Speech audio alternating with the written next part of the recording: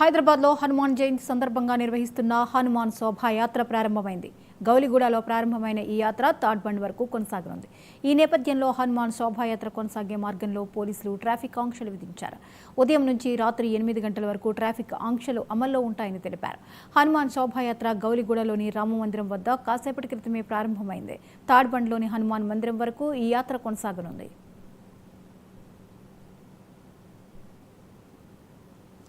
ఈ అంశంపై మరిన్ని అప్డేట్స్ని మా ప్రతినిధి లైవ్లో తేజ అందిస్తారు. తేజ, హనుమాన్ శోభాయాత్ర ప్రారంభమైంది, దీనికి సంబంధించిన వివరాలేంటి?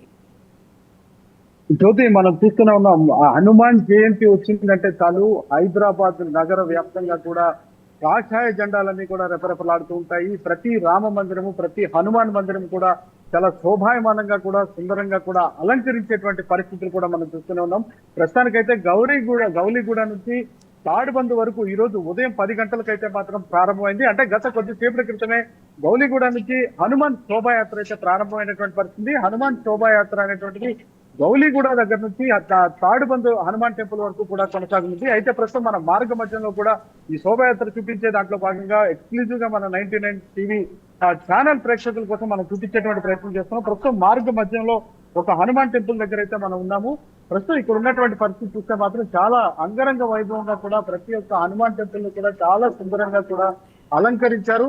ఇక్కడ ఎక్కడికక్కడ కూడా పూర్తి స్థాయిలో అన్నదాన కార్యక్రమాలు కూడా ఏర్పాటు చేసినటువంటి పరిస్థితి. భారీగా కూడా పోలీసు బందోబస్తు కూడా ఏర్పాటు చేసినటువంటి పరిస్థితి ఉంది. ఎప్పటికప్పుడైతే మాత్రం పోలీసులు అయితే ఇక్కడ ఉన్నటువంటి ప్రతి పరిస్థితిని కూడా పర్యవేక్షించేటువంటి ప్రయత్నం చేస్తున్నారు. మొత్తంగా 17,000 మంది వరకు కూడా ఈ హనుమాన్ జయంతి శోభాయాత్రకు 17,000 మంది పోలీసుల బందోబస్తులు కూడా ఏర్పాటు చేసినటువంటి పరిస్థితి. 800 వరకు ట్రాఫిక్ సిబ్బందిని, 3,000 వరకు కూడా ఆర్మ్డ్ రిజర్వ్డ్ ఫోర్స్ పోలీసులు కూడా ఏర్పాటు చేసినటువంటి పరిస్థితి ఉంది.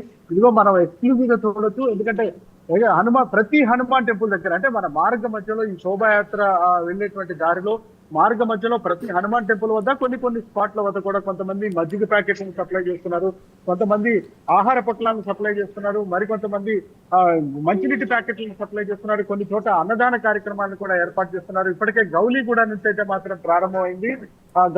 అంటే మరి కాసేపట్లో పుత్లి బౌలి వరకు చేరుకునేటువంటి అవకాశం ఉంది. పుత్లి బౌలి నుంచి అబిడ్స్ చేరుకుంటుంది. అబిడ్స్ పోస్ట్ ఆఫీస్ వరకు వస్తుంది. అనంతరం ఇటు నారాయణగూడ నుంచి మొత్తంగా ఆర్టీసీ క్రాస్ రోడ్స్ నుంచి కవాడిగూడ మీదుగా పాట్నీ సెంటర్ నుంచి సికింద్రాబాద్ నుంచి తాడ్బంద్ వరకు వెళ్ళేటువంటి పరిస్థితి కనిపిస్తుంది. మొత్తంగా చాలా లక్షల సంఖ్యలో కూడా అందరూ కూడా కనిపిస్తున్నటువంటి పరిస్థితి. ఇప్పుడే మనం చూడొచ్చు ఏ విధంగా కూడా ర్యాలీగా వస్తున్నారు. ప్రతి ఒక్కరు కూడా అంటే జై శ్రీరామ్ నినాదాలతో అయితే మాత్రం నగరం దద్దరిల్లిపోతుంది అన్నట్టుగా చెప్పాలి. జై హనుమాన్ జై శ్రీరామ్ అనేటువంటిది ఆ నినాదాలు చేస్తూ కూడా వారంతా కూడా కాషాయ జెండాలతో ర్యాలీగా వస్తున్నటువంటి పరిస్థితులు కూడా మనం చూడొచ్చు. మొత్తంగా అడుగడుగున అయితే పోలీసు భద్రత అయితే ఉంది అన్నట్లుగానే చెప్పాలి. జై శ్రీరామ్ జై శ్రీరామ్ జై శ్రీరామ్, జై వీర హనుమాన్, జై హనుమాన్ అంటూ కూడా వారంతా కూడా వారి యొక్క భక్తిని చాటుతూ కూడా ఒక ర్యాలీగా వస్తున్నటువంటి పరిస్థితులు కూడా మనం చూస్తున్నాం. రోడ్లన్నీ కూడా కాషాయమైనటువంటి పరిస్థితి ఉంది. ఎక్కడికక్కడ తేజ, ఈ శోభాయాత్ర జరిగే ఈ ప్రాంతం అంతా కూడా మనకి ఇప్పుడు ట్రాఫిక్ ఆంక్షలు విధించినట్లుగా తెలుస్తోంది. మరి ప్రత్యామ్నాయ మార్గాలు ఎలా ఉన్నాయి?